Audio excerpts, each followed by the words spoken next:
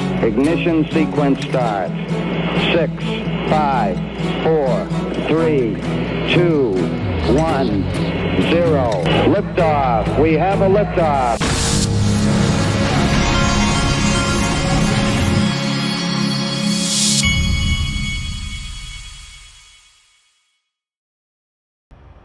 Hey everybody, this is the Digital Asset Investor, and I am getting a very optimistic vibe about the crypto and XRP, especially XRP. You can feel it. There's actually even, I was looking at my phone a minute ago, and there's some positive movement too today. I think we're up, what is that, 3.4% today. But look at this from Edgar A. Poe, pre-planned pump. I believe most things, I think that he's on to something here. I believe that most of these, I mean, think about this for a minute. Circle, a U.S. company, is being allowed to create out of thin air $250 million of a stablecoin. You're telling me that the U.S. government is not involved in a lot of this stablecoin stuff? You're damn right it is. It's all pre-planned. Most of crypto has been pre-planned for, I would bet you that 99.5 or more percent of crypto, the government's been involved in it from the beginning.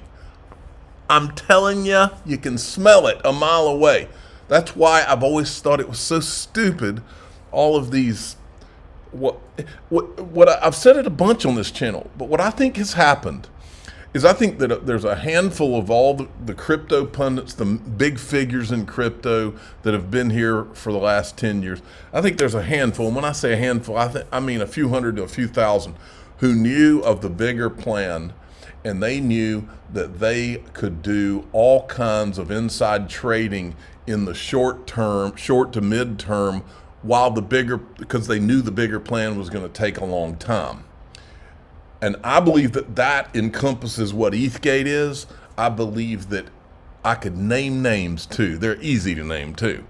And now we're seeing, like with Solana, it's nothing but a BC pump and dump retail game. And retail are the people that lose. The same thing happened in Ethereum. And I believe that you're also watching it with the stable coins, printing them out of existence in order to pump that money into certain things like Bitcoin or the US treasuries. So here we go. Strap in. It really feels like there's been a timed pump for crypto, and I'm all about that. Bring it on. XRP there's some interesting chart guys are saying too. I don't even know what a Bollinger Band is, but I think it's interesting what he says here. XRP has one of the tightest monthly Bollinger Band squeezes in its history.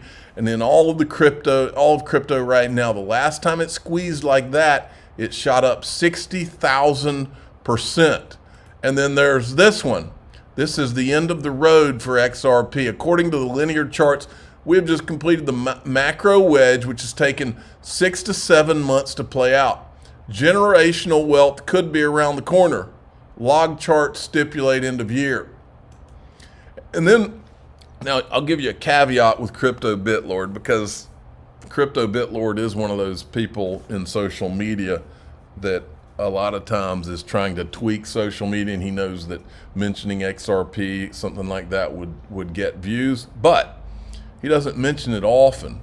And he's mentioned it about 3 or 4 or 5 times here recently out of nowhere. I'm warning you, something big is about to happen XRP. And then somebody says something that either they must have me blocked or something. And then he says, I think there's also more we don't know about being protected by NDAs. There's always been those NDAs, folks. And that's part of what makes Ripple and XRP more interesting than any other digital asset company or digital asset in the industry. Now, here's a picture from the meeting. This is the Congressman Khanna and Mark Cuban and Chris Brummer from Georgetown. And they're talking, they're in the room there. And you can actually, if you look closely in the background back here, you can see our old ETHgate buddy. I think that's Mike Novogratz right there. And I'm sure that Boy, that face right there sure does look like Gary Gensler, but I seriously doubt he was in the room. But anyway, I was joking that Brad Garlinghouse might need to take a shower after this thing. I stand by what I said. Now, the day after that meeting, look what happens.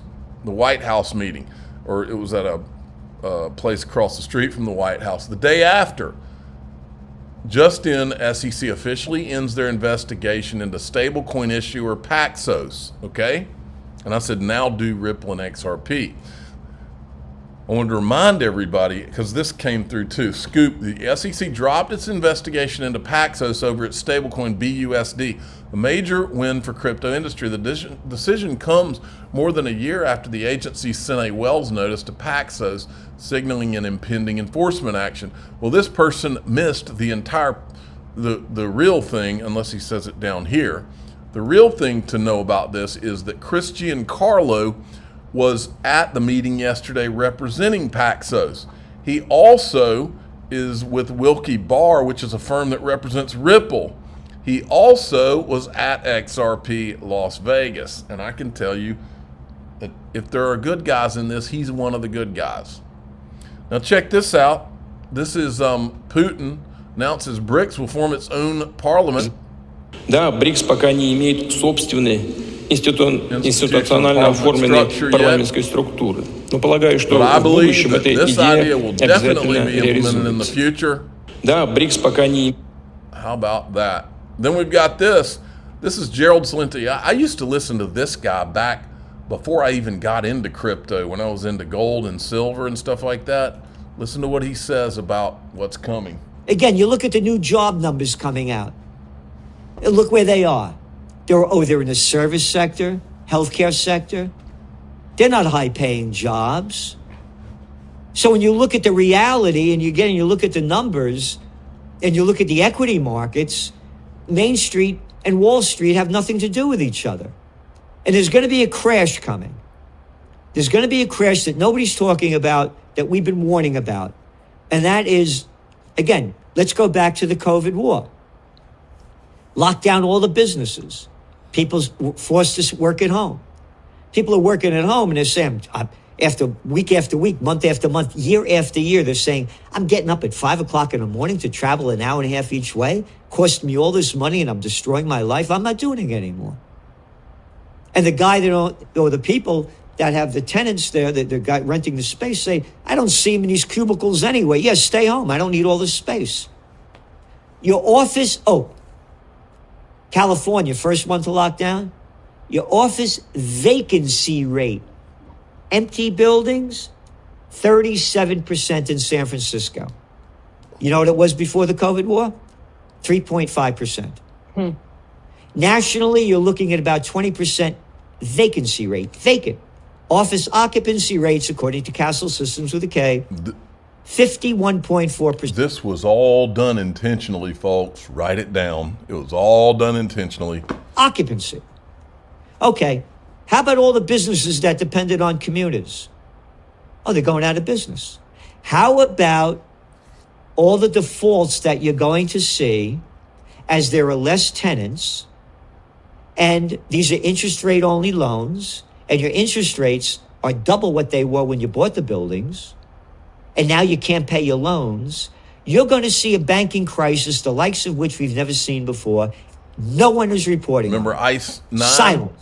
Remember Jim Rickards talking about how the globalists wanted to do ICE 9?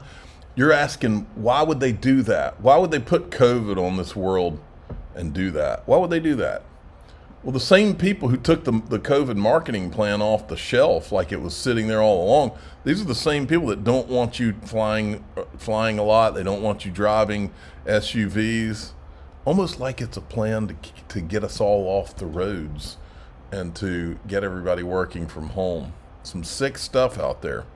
Now, Cowboy Crypto is on it. He's pointing out that Ryan Selkis was an entrepreneur in residence at Consensus.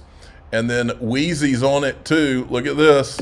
I'll disclose at the outset of this podcast that Ian is a good friend of mine. I've known him since high school, think very highly of him, and myself and members of the Castle Island team are financially supporting him in this important race. See, These guys are on it. This is the one problem I've had with Ryan Selkis from the beginning on this whole crypto political thing, is that he hasn't gone out of his way to really stand behind John Deaton, while he says he's for the good guys and hates Elizabeth Warren and all that.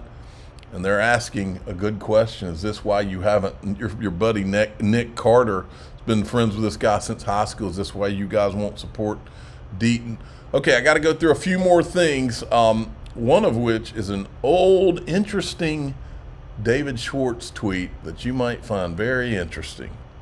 I believe that when this whole story is done being written, a lot of people are going to be in shock.